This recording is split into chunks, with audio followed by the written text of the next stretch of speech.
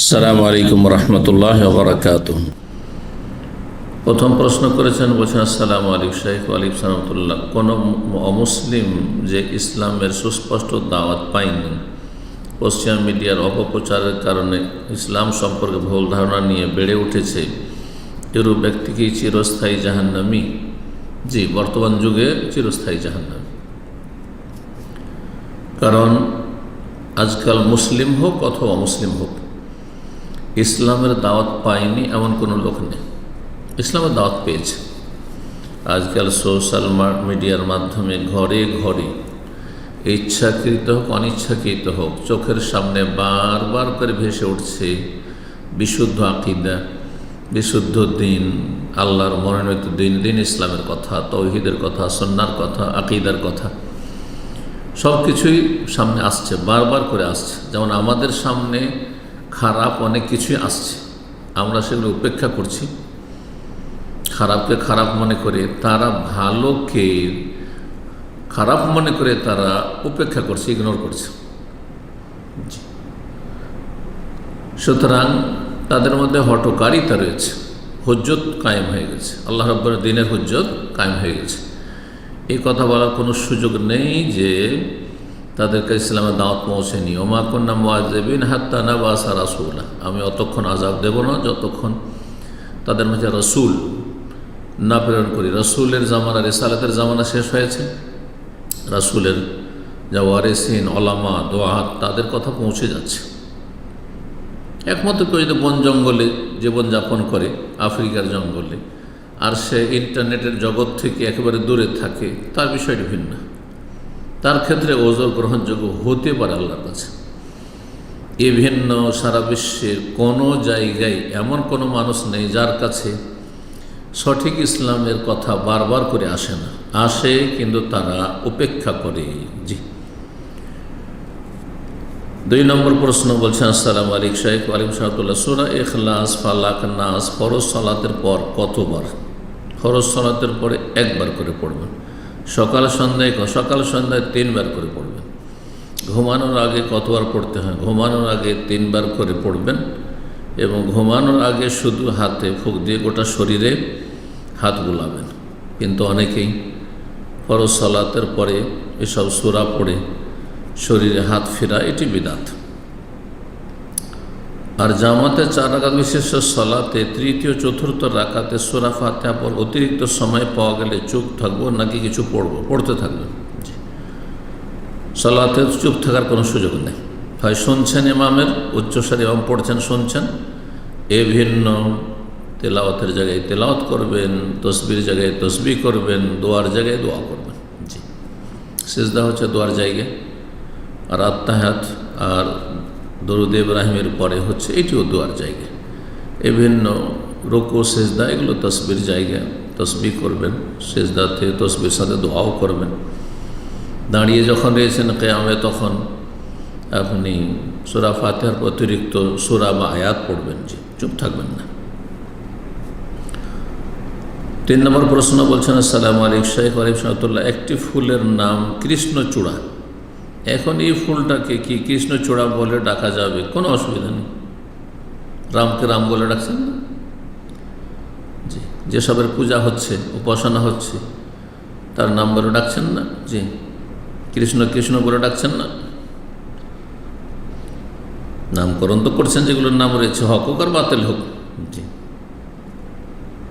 কারণ এই ফুলের নামের ক্ষেত্রে হিন্দুদের শিরকি বিশ্বাস আছে, তো মুসলিমদের অনেকের বিশ্বাস আছে মাজার সম্পর্কে। তো কি বলবেন? এইসব মাজার যাদের, কবর যাদের, চিস্তি, জিলানি, জালাল, শাহপুরান, আটরসি, মাইজ ভান্ডারি বলছেন না, তার মানে আপনি বিশ্বাস করে বলছেন এই শিরকি আকীদা, কুফরি আকীদা, নাম ওঠেই না। ফুলের নাম বলতে কোনো অসুবিধা নেই। জি। তবে আপনাদের কাছে যদি এমন কোনো নাম থাকে যে উত্তম বিকল্প, তাহলে সেটা ভিন্ন বিষয়। 4 নম্বর প্রশ্ন, আসসালামু আলাইকুম শাইখ। ওয়ালাইকুম সালাম। ডিএক্সএন কোম্পানির নেটওয়ার্ক মার্কেটিংয়ে কাজ করা কি হালাল নাকি হারাম? না, হারাম। এ রুজি হারাম, এ ব্যবসা হারাম এবং এতে জড়ানো হারাম, এতে অংশ নেওয়া হারাম। এটা আন্তর্জাতিকভাবে নিষিদ্ধ। অধিকাংশ দেশগুলিতে আমি যতটা জানি নিষিদ্ধ। তো দুনিয়ার দিক থেকে এতে ক্ষতি রয়েছে, সেজন্য নিষিদ্ধ। আর দিনের দিক থেকে ক্ষতি হচ্ছে যে এই ধরনের ব্যবসা ইসলামে জায়েজ নয়। জি, যে আপনি শুধু কিছু কাস্টমার তাতে লাগিয়ে দেবেন আর সেখান থেকে আপনি কমিশন বসে বসে খেতে থাকবেন, পেতে থাকবেন। এতে যে সব শরীয়তে বাধা বিপত্তির দিক রয়েছে, যার ফলে ওলামায়ে কেরামগণ হারাম বলেছেন। দেখছেন হায়াতে কেবল ওলামা, সৌদি আরবের ওলামায়ে কেরামগণ হারাম বলেছেন। জি। 5 নম্বর প্রশ্ন বলছেন, আসসালামু আলাইকুম শাইখ, এক ব্যক্তির 2 ছেলে, কোনো মেয়ে নেই এবং স্ত্রী বর্তমান আছেন। বড় ছেলে ইউকেতে সপরিবারে থাকে প্রায় 9 বছর। বাবা মায়ের সাথে তার যোগাযোগ প্রায় নেই বললে চলে। আল্লাহ হিদায়াত করুক। যেমন বাবা ছেলে মেয়েদের তরবিয়ত করবে তেমনই আচরণ পাবে। বড় ছেলে সবসময় পিতার সম্পত্তি তার প্রয়োজন নেই, সেই সম্পত্তির ভাগ চায় না। বাবা মা ছোট ছেলের সাথে থাকে। বাবা তার পেনশনের টাকায় বাড়ি কিনবেন এবং সেটা ছোট ছেলের নামে কিনতে চাচ্ছেন। এটা কি ওনার উচিত হবে? যদি বড় ছেলে বলে যে আমি ভাগ নেব না, আমার ভাগটা আমার ছোট ভাইকে দিয়ে দেওয়া হোক, তাহলে জায়েজ। আর এমনিতে পেনশনের টাকা পাইবে আর চুপচাপ বাড়ি কিনে নেবে ছোট ছেলের নামে, এটা জায়েজ নেই, হারাম। নবী সাল্লাল্লাহু আলাইহি ওয়াসাল্লামের প্রসিদ্ধ হাদিস সহিহ বুখারী মুসলিম, ইত্তাকুল্লাহ ওয়াদিলু বাইনা আওলাদিকুম, তোমরা আল্লাহকে ভয় করো এবং তোমাদের ছেলে মেয়েদের মাঝে সুবিচার করো, ন্যায় প্রতিষ্ঠা করো, ইনসাফ করো। সুবিচারের দাবি হচ্ছে যে যদি আপনি হেবা করেন, জীবদ্দশায় দেন, তাহলে সবাইকে দিতে হবে। আতিয়া বা হেবা সবাইকে দিতে হবে, ছেলে হোক আর মেয়ে হোক সবাইকে দিতে হবে। জি, সমান সমান দেবেন না। যেমন ধন সম্পদে পরিত্যক্ত ধন সম্পদ ভাগ বন্টন হয়, ছেলে মেয়ের তুলনায় দ্বিগুণ, বিষয়টিতে ইখতিলাফ হয়েছে। অধিকাংশ ওলামাদের নিকটে ছেলেকে দ্বিগুণ দেবে, কারণ তাদের দায় দায়িত্ব বেশি রয়েছে। বিষয়টিতে ইখতিলাফ হয়েছে, যেমনটা বললাম, সেটা ভিন্ন বিষয়। কিন্তু আপনি একেবারে দেবেন না, এক ছেলেকে দেবেন আর এক ছেলেকে দেবেন না, এটা হারাম। একমাত্র যদি বলে যে আমার ভাগটা আমার লাগবে না, ওটা আমার ছোট ভাইকে দিয়ে দেব, তাহলে সেটা জায়েজ। সম্পর্ক খারাপ অথবা যোগাযোগ রাখছেন না, সেই জন্য আপনি বঞ্চিত করবেন, এর সুযোগ নেই, ইসলামে অনুমতি নেই। জি, যদি তারা মুসলিম হয়, আর যদি মুসলিম না হয় মুরতাদ হয়, সেটা ভিন্ন বিষয়। মুরতাদ মুসলিমের ওয়ারিস হবে না। জি, সে দেশে থাক আর বিদেশে থাক। জি, উনি তার জীবদ্দশায় তার সম্পত্তি হেবা পদ্ধতিতে কানুনি কাগজ করে যেতে চান। জি, হেবা যেমনটা বললাম, হেবা করলে সবাই করতে হবে। তার মৃত্যুর পর বাস্তবায়ন হবে না, মৃত্যুর পর বাস্তবায়ন হবে, এটাকে হেবা বলে না, ওইটাকে ওসিয়ত বলে। ওটাকে ওসিয়ত বলে। হেবা জীবদ্দশায় কাউকে দিয়ে দেওয়া। ওয়াহাবা ইয়াহাবা মানে দিয়ে দেওয়া। রব্বে হাবলি মিনাস সালিহিন, আল্লাহ নেক সন্তান দাও, মৃত্যুর পরে নেক সন্তান দাও। আর ওসিয়ত মানে হচ্ছে যে এতটা অমুককে বা অমুক প্রতিষ্ঠানে দিয়ে দিও, আমার ইন্তেকার পর, এর হচ্ছে ওসিয়ত। ওসিয়ত 1/3 ভিতরেই হতে হবে। 6 নম্বর প্রশ্ন বলছেন, আসসালামু আলাইকুম শাইখ। ওয়ালাইকুম রাহমাতুল্লাহ। যে শুধু জুম্মার নামাজ পড়ে বা যারা নামাজ পড়ে ও ছাড়ে, এদের ভালো আমলগুলো কি নেকি হিসাবে লেখা হবে? যারা শুধু জুমা পড়ে আর 5 ওয়াক্ত মোটেই পড়েন না, তারা কাফের, বড় কাফের। আর কাফের ফরজ নফল কিছুই কবুল হয় না। কিন্তু যারা মাঝে মাঝে নামাজ পড়ে, 2 ওয়াক্ত 3 ওয়াক্ত পড়ে, মাঝে মাঝে ছাড়ে, তারা বড় কাফের না ছোট কাফের? এই ক্ষেত্রে সালাফি ওলামাদের ইখতিলাফ হয়েছে। একদল বলছেন যে সেও বড় কাফের, নামাজ ছাড়লে কাফের। আর আরেক দল বলছেন না, একেবারে নামাজ পড়ে না, 5 ওয়াক্তের কোনো অক্তই পড়ে না, 2টা সপ্তাহ চলে গেল পড়লো না, ওটা মাস চলে গেল পড়লো না, এই ব্যক্তি কাফের। সুতরাং আর এই মতটি আমরা প্রাধান্য দিয়ে থাকি অধিকাংশ সালাফি ওলামাদের অনুসরণে, সুতরাং এবং দলিলের দিক থেকেও। তো এই জন্য যদি মাঝে মাঝে নামাজ পড়ে মাঝে মাঝে ছাড়ে, তাহলে নেক আমলগুলি যেগুলি করেছে সেগুলো নেকি হবে। আর যে নেক আমল যেগুলি করছে তার চেয়ে অনেক বড় গুনাহ হচ্ছে বেনামাজি হওয়া। এক ওয়াক্ত সালাত ত্যাগ করা, খুন করা, জেনা করা, ব্যভিচার করা, মদ খাওয়া, হারাম খাওয়া, সুদ খাওয়া, ঘুষ খাওয়া, তার চাইতে বড় গুনাহ। এ সমস্ত কাবিরা গুনাহ চাইতে বড় গুনাহ। কারণ সুদ খাওয়া, ঘুষ খাওয়া, হারাম খাওয়া, জেনা করা এগুলোকে কুফরি বলা হয়, কাফের নয়। এরা কাফের নয় যদি হালাল না মনে করে। কিন্তু বেনামাজিকে কাফের বলা হয়েছে অনেক হাদিসে।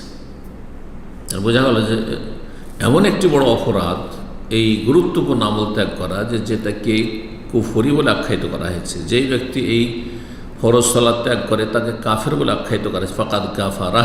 জি, কিন্তু কেউ মদ খেলে কাফের হয়ে যাবে কথা বলা হয়নি, জুয়া খেললে কাফের হয়ে যাবে বলা হয়নি, সুদ খেলে কাফের হয়ে যাবে বলা হয়নি, যদিও ধ্বংসাত্মক গুনাহ এগুলি। জি, আল্লাহ হিদায়াত দান করুন। 7 নম্বর প্রশ্ন বলছেন, আসসালামু আলাইকুম শাইখ রহমতুল্লাহ, জুমে আপনাকে প্রশ্ন করার সুযোগ হলো কিন্তু পারলাম না। গতকালকে হয়তো এই ভাই প্রশ্ন করেছে ভারত থেকে। প্রশ্ন হচ্ছে, ফজরের সুন্নাত ও তাহিয়াতুল মসজিদ আলাদা আলাদা কি পড়তে হবে? যদি বাড়িতে আপনি সুন্নাত পড়ে নেন, বাসায় পড়ে নিলেন, তার মসজিদে যাচ্ছেন, তাহলে তাহিয়াতুল মসজিদ পড়বেন। কিন্তু যদি মসজিদে গিয়ে পড়েন তো 2 রাকাত তাহিয়াতুল মসজিদ, 2 রাকাত ফজরের সুন্নাত, এমন আমল নবী সাল্লাল্লাহু আলাইহি ওয়াসাল্লাম সাহাবায়ে কেরাম কেউ করেননি। বরং ওই 2 রাকাতই নিয়ত করবেন, এটি আমার সুন্নাতে মুআক্কাদা ফজরের, আর এটি হচ্ছে আমার, এতে আমি মসজিদ সালামি করলে তাহিয়াতুল মসজিদ পড়লাম। কিন্তু 2-2-4 পড়তে থাকবেন, এর যেহেতু প্রমাণ নেই, সুতরাং এটি সুন্নত নয়, সুন্নতের খেলাফ কাজ, সুন্নতের খেলাফ কাজ। বাসায় পড়লে অসুবিধা নেই, বাসায় পড়লে।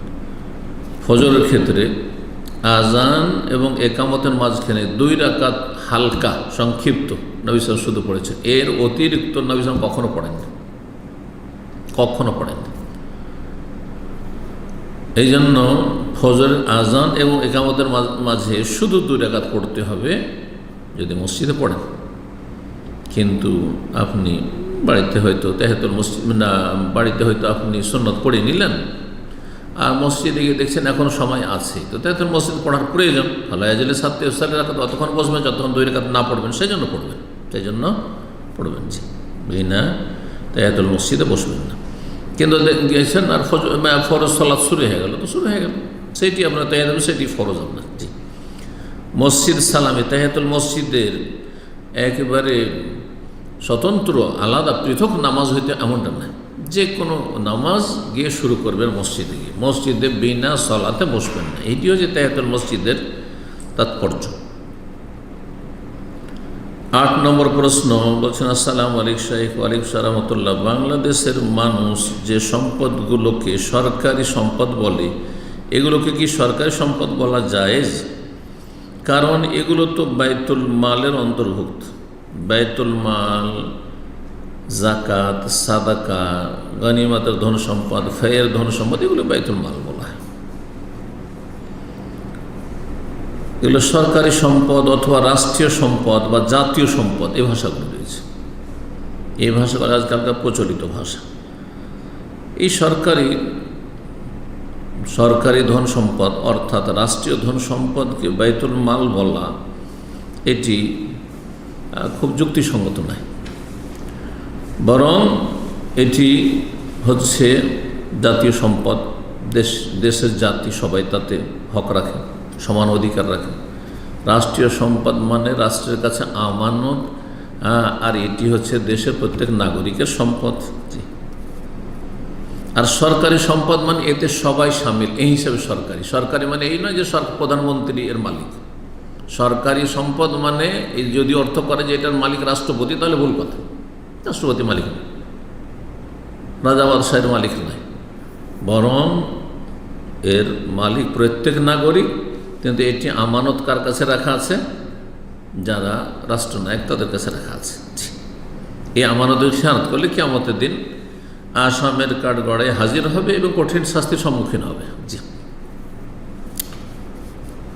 নবী সাল্লাল্লাহু আলাইহি সাল্লাম নেতৃত্বকে বলেছেন, ওয়াইন্নাহা আমানাতুন, এই যে আমানত, ওয়াইন্নাহা ইয়াউমাল কিয়ামাতিন হাসারাতুন ওয়া নাদামাতুন, কিয়ামতের দিনে অধিকাংশ নেতৃত্ব মানুষের আক্ষেপ এবং লজ্জার কারণ হবে। নেতৃত্ব গ্রহণ করার জন্য বা নেতৃত্ব নেওয়ার জন্য মানুষ লজ্জিত হবে, অনুতপ্ত হবে, আক্ষেপ করবে যে হাই কী করেছি আমি। কারণ অধিকাংশ মানুষই জবাব দিতে পারবে না।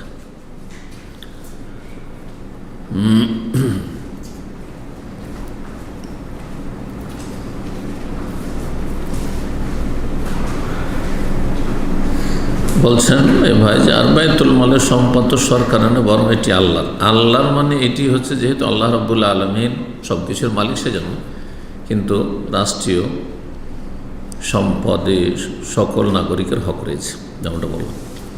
9 নম্বর প্রশ্ন বলছেন, আসসালামু আলাইকুম শেখ ওয়ালিম সাহাতুল্লাহ, কিছুদিন পরে বিশ্বের অন্যতম বড় একটি হারাম প্রতিযোগিতা বিশ্বকাপ শুরু হবে। এই বিশ্বকাপের সিজনে জার্সির বিজনেস করা কি জায়েজ হবে? এই কাফেরদের নাম লিখে লিখে যেসব জার্সি তৈরি, এটা জায়েজ নয়। কিন্তু এমনি জার্সি হলে জায়েজ রয়েছে। এমনি যদি জার্সি হয় বেঞ্জি, জায়েজ রয়েছে। কে কিসে ব্যবহার করবে সেটা দেখার বিষয় না। কিন্তু এই কাফের পাপীগুলোর নাম তাতে লেখা থাকবে, অধিকাংশ তারা পাপিষ্ট। আর যে খেলা খেলে সেই খেলাও শরীয়তে বড়ই আপত্তিকর। জি, তার পাপের দিক বেশি রয়েছে। সুতরাং এসব থেকে বেঁচে থাকবেন। জি, বলছেন আর বিশ্বকাপ ছাড়াও কি এই ব্যবসা করা যাবে? যেমনটা বললাম, যদি কারো নাম না লেখা থাকেন, নাম লিখবেন, ভালো মানুষের নাম লিখেন। জি জি, মুসলিম মনীষী রয়েছেন, আইম্মাইকার রয়েছেন, আপনারা মুসলিম, কেন কাফেরের নাম আপনার গায়ে ঝুলবে? এসব পড়বেন না। জি, আল্লাহ হিদায়াত দান করুন। 10 নম্বর প্রশ্ন, আসসালামু আলাইকুম শেখ ওয়ালিকুম সালাতুল্লাহ, যদি ধর্মীয় দৃষ্টিকোণ থেকে কোনো উপার্জন হালাল হয় কিন্তু দেশের সংবিধান অনুযায়ী সেই উপার্জন অবৈধ হয়, তাহলে সেই উপার্জন কি হালাল বলে গণ্য হবে নাকি হারাম হবে? যেমন সরকারি নিয়ম হচ্ছে সরকারি চাকরিজীবী নিজ চাকরি ব্যতীত অন্য কোনো ব্যবসা বা চাকরি করতে পারবে না। অনেক শিক্ষক শিক্ষিকা প্রতিষ্ঠানে পাঠদানের পাশাপাশি প্রাইভেট বা কোচিং করিয়ে এবং এগুলোতে সময় দিয়ে অর্থ উপার্জন করেন। যারা কোচিং করায়, তাদের শিক্ষক কোচিং করায়, তারা যদি তাদের শিক্ষকতায় এই দায়িত্ব পালনে কোনো রকমের অবহেলা না করে, খেয়ানত না করে, গাফিলতি না করে, তাহলে ঠিক আছে, যাই যাচ্ছে। সে তার 6 ঘন্টা 8 ঘন্টা ডিউটি স্কুলে করে নিয়েছে, তারপরে সে কোচিং করছে, কি করছে না করছে তার বিষয় সেটা। কিন্তু অধিকাংশ এই শিক্ষকগুলো করে কি, এমনকি হাসপাতালের ডাক্তারগুলো ভালো করে চিকিৎসা করে না, সরকারি ডাক্তার। তারপরে আপনার শিক্ষকরা ভালো করে পড়ায় না ছাত্রদেরকে। হ্যাঁ, বলে যে আমার কোচিং সেন্টার আছে, ওখানে আমি প্রাইভেট পড়াই, ওখানে আসবে। তখন ওখানে গাইডলাইন দেবে, ওখানে ভালো করে পড়াবে, যাতে করে টাকা পয়সা ইনকামের রাস্তা খুলে। এই রুজি হারাম। এটা যদি হয় তাহলে রুজি হারাম। কিন্তু সরকার থেকে কিছু কাজ তাদের করা, যেমন যে চাকরি করে সে বাইরে এই ধরনের কাজ করতে পারবে না, আরও কিছু ইনকাম করতে পারবে না। বিদেশে প্রবাসে যারা আছে উদাহরণ নিতে পারেন, যে 8 ঘন্টা ডিউটি করে আর তারপরে তার মালিক ছাড়া অন্য জায়গায় কাজ করতে পারবেন না, কিন্তু কেউ পার্ট টাইম করে। এই রুজিকে হারাম বলার কোনো সুযোগ নেই, হারাম না। কিন্তু সেই ব্যক্তি সরকারের আইন অমান্য করার কারণে গুনাহগার হতে পারে।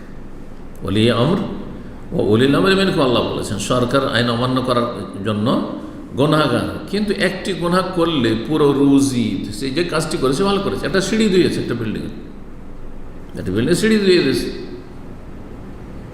সিঁড়ি দেওয়া কাজটি জায়েজ তার, আর সে তার ডিউটির সময় করেন, ডিউটির বাইরে ফাঁকে করেছে, কিন্তু মালিকের কাজ ছাড়া বাইরে কাজ করা আইনগত নিষিদ্ধ।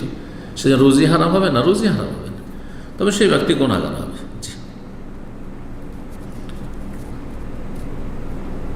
বলছেন উত্তরাধিকার সূত্রে যে জমি জায়গা পায় সেগুলোতে ফসল আবাদ করে তা বিক্রি করে, এতে কোনো অসুবিধা আছে?